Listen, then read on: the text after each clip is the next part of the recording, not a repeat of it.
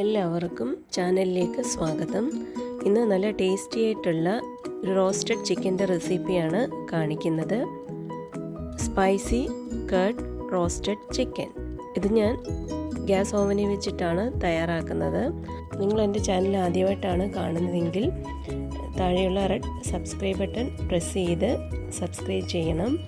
തൊട്ടടുത്തുള്ള bell button press ചെയ്ത് all കൊടുക്കണം. എന്നാൽ മാത്രമേ ഞാനിടുന്ന പുതിയ വീഡിയോസിൻ്റെ നോട്ടിഫിക്കേഷൻ നിങ്ങൾക്ക് കിട്ടുകയുള്ളൂ.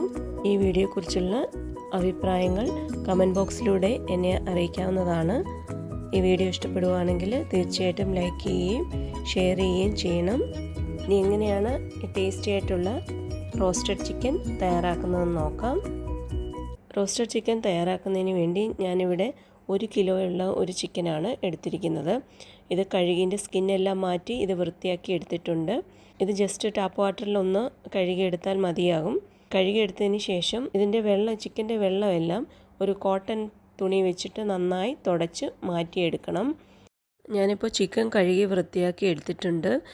അതുപോലെ ഇതിൻ്റെ വെള്ളമെല്ലാം ഒരു കോട്ടൺ വെച്ചിട്ട് നന്നായി തുടച്ച് മാറ്റിയിട്ടുണ്ട്. ചിക്കൻ മാരിനേറ്റ് ചെയ്യുന്നതിന് വേണ്ടി ഒരു മസാല തയ്യാറാക്കണം. അതിനുവേണ്ടി ഞാനിവിടെ ഒരു ബൗൾ എടുത്തിട്ടുണ്ട്. ഇതിലേക്ക് 3 ടേബിൾ സ്പൂൺ തൈര് എടുക്കാം. ഞാനിവിടെ എടുത്തിരിക്കുന്ന നല്ല കട്ട തൈരാണ്. ഇനി ഇതിൻ്റെ കൂടെ 1 tablespoon ginger garlic paste, 3 tablespoon lemon juice, 1/2 teaspoon മഞ്ഞൾപ്പൊടി, 1 teaspoon red chilli powder, 3/4 teaspoon Kashmiri chilli powder, 1 teaspoon black pepper powder,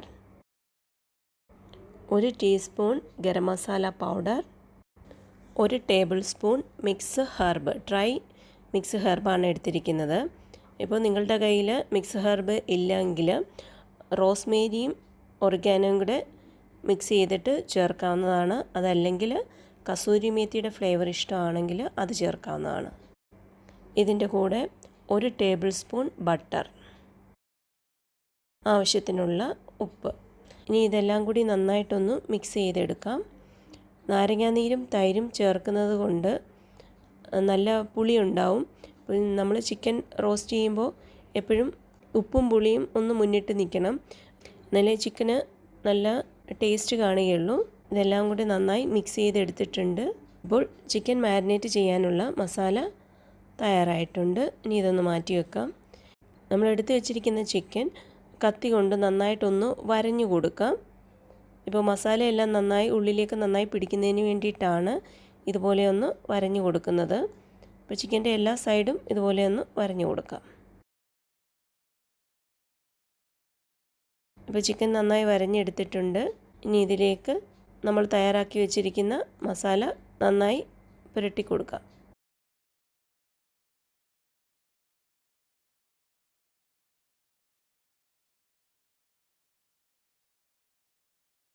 ചിക്കൻ്റെ ഉള്ളിലേക്കും കുറച്ച് മസാല പുരട്ടി കൊടുക്കണം.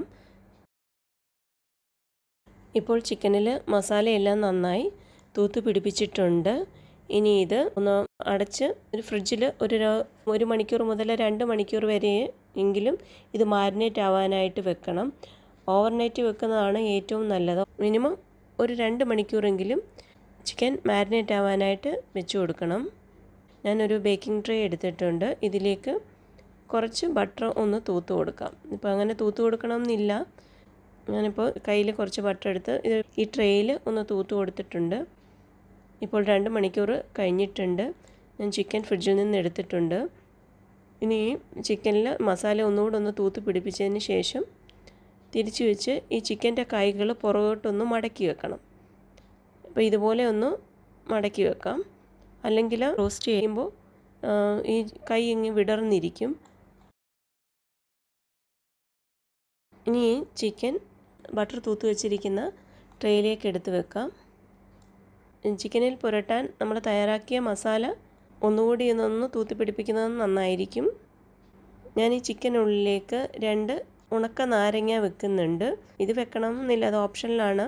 ഇപ്പോൾ ഉണക്ക നാരങ്ങ വെക്കുമ്പോൾ ഈ നാരങ്ങയുടെ ഒരു ഫ്ലേവറും കൂടി നമുക്ക് ചിക്കൻ കട്ട് ചെയ്യുന്ന സമയത്ത് കിട്ടുന്നതായിരിക്കും.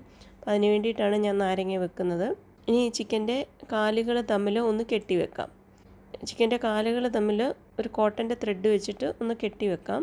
ഇപ്പോൾ ഇത് റോസ്റ്റ് ചെയ്യുമ്പോൾ ഇത് കാലുകൾ വിടർന്ന് വരാതിരിക്കാൻ വേണ്ടിയിട്ടാണ് ഇങ്ങനെ കെട്ടി വെക്കുന്നത്. ഞാനിവിടെ ഓവൻ പ്രീഹീറ്റ് ചെയ്ത് വെച്ചിട്ടുണ്ടായിരുന്നു. 200 ഡിഗ്രിയിൽ 15 മിനിറ്റ്സ് ഞാൻ ഓവൻ പ്രീഹീറ്റ് ചെയ്തിട്ടുണ്ടായിരുന്നു. ഇനി ഇത് നമ്മൾ മസാലയെല്ലാം പുരട്ടി വെച്ചിരിക്കുന്ന ചിക്കൻ ഓവനിലേക്ക് വെച്ച് കൊടുക്കാം. ചിക്കൻ റോസ്റ്റ് ചെയ്യാനായി 1.5 മണിക്കൂറാണ് വെച്ച് കൊടുക്കുന്നത്. 200 ഡിഗ്രിയിൽ 1.5 മണിക്കൂറാണ് ചിക്കൻ റോസ്റ്റ് ചെയ്യാനായിട്ട് ഞാൻ സമയം സെറ്റ് ചെയ്തിരിക്കുന്നത്. റോസ്റ്റ് ചെയ്യുന്നതിൻ്റെ ഇടയ്ക്ക് ഒരു 20 മിനിറ്റ് ഇടവിട്ട് ട്രേ ഇടയ്ക്കിടയ്ക്ക് ഒന്ന് തിരിച്ച് വെച്ച് കൊടുക്കണം. എല്ലാ സൈഡും ഒരുപോലെ കുക്കായി കിട്ടുന്നതിന് വേണ്ടിയിട്ടാണ് അങ്ങനെ ചെയ്ത് കൊടുക്കുന്നത്. അങ്ങനെ ചെയ്തില്ലെങ്കിലും കുഴപ്പമൊന്നുമില്ല. ഇനി ചിക്കൻ റോസ്റ്റ് ആകുന്നിടം വരെ വെയിറ്റ് ചെയ്യാം. ഇപ്പോൾ 1.5 മണിക്കൂർ കഴിഞ്ഞിട്ടുണ്ട്. ഞാനിപ്പോൾ ചിക്കൻ ഓവനിൽ നിന്ന് മാറ്റിയിട്ടുണ്ട്. ഈ ട്രെയിൽ ഇങ്ങനെ കരിഞ്ഞു പിടിച്ചിരിക്കുന്നത് കണ്ടിട്ട് അത് ചിക്കൻ കരിഞ്ഞൊന്നും പോയിട്ടില്ല. അതിൽ നിന്ന് ഇറങ്ങിയ മസാലയാണ്, അതിൻ്റെ നെയ്യൊക്കെയാണ് ഈ കരിഞ്ഞു പിടിച്ചിരിക്കുന്നത്. ഇനി ഇതിൽ നിന്ന് ഇറങ്ങി വന്ന ഈ ചിക്കൻ്റെ ട്രെയിൽ ഉള്ള ഓയിൽ നമുക്കൊരു സ്പൂണ് വെച്ചിട്ട് ഈ ചിക്കൻ്റെ മുകളിലേക്കൊന്ന് ഒഴിച്ചു കൊടുക്കാം. അപ്പോൾ ഒരു ഗ്ലോസി ഫിനിഷ് കിട്ടുന്നതിന് വേണ്ടിയിട്ടാണ് അങ്ങനെ ചെയ്ത് കൊടുക്കുന്നത്. അത് വേണമെങ്കിൽ ചെയ്താൽ മതിയാകും. ഈ ട്രെയിൽ നിന്ന് ചിക്കൻ മറ്റൊരു പ്ലേറ്റിലേക്ക് മാറ്റാം. നല്ല ടേസ്റ്റി ആയിട്ടുള്ള റോസ്റ്റഡ് ചിക്കൻ തയ്യാറായിട്ടുണ്ട്. നമ്മൾ റെസ്റ്റോറൻറ്റിൽ നിന്നൊക്കെ മേടിക്കുന്ന പോലെ നല്ല സോഫ്റ്റ് ആയിട്ടാണ് ചിക്കൻ കിട്ടിയിരിക്കുന്നത്. ഇതുപോലെ എല്ലാവരും ട്രൈ ചെയ്ത് നോക്കണം. ഈ വീഡിയോ ഇഷ്ടപ്പെടുവാണെങ്കിൽ തീർച്ചയായിട്ടും ലൈക്ക് ചെയ്യുകയും ഷെയർ ചെയ്യുകയും അതുപോലെ എൻ്റെ ചാനൽ സബ്സ്ക്രൈബ് ചെയ്തിട്ടില്ലെങ്കിൽ തീർച്ചയായിട്ടും സബ്സ്ക്രൈബ് ചെയ്യുകയും വേണം. ഈ വീഡിയോയെക്കുറിച്ചുള്ള നിങ്ങളുടെ അഭിപ്രായങ്ങൾ കമൻറ്റ് ബോക്സിലൂടെ എന്നെ അറിയിക്കാവുന്നതാണ്. എന്തെങ്കിലും സജഷൻസ് ഉണ്ടെങ്കിൽ അത് കമൻറ്റ് ബോക്സിലൂടെ അറിയിക്കാവുന്നതാണ്. ഇനി പുതിയൊരു വീഡിയോ ആയിട്ട് വരുന്നവരെ ബൈ.